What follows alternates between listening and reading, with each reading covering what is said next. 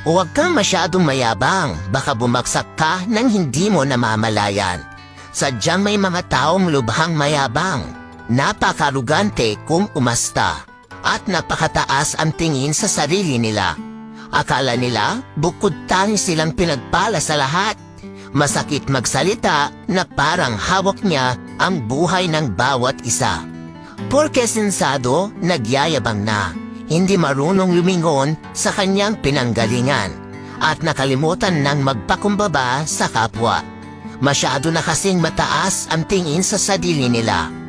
Kapag pinagpala ka, iwasan mo ang pagiging mayabang. Lagi mo rin dapat alalahanin kung saan ka nagmula at nanggaling. Dalawa lang natutuwa sa taong mahangin at mayabang. Kaya anuman ang ating kalagayan, tayo ay maging mapagkumbaba na lang. Tandaan mo, huwag kang masyadong mayabang sa panahong mayroon ka. Walang permanente sa mundo. Lahat pwedeng mawala at magbago.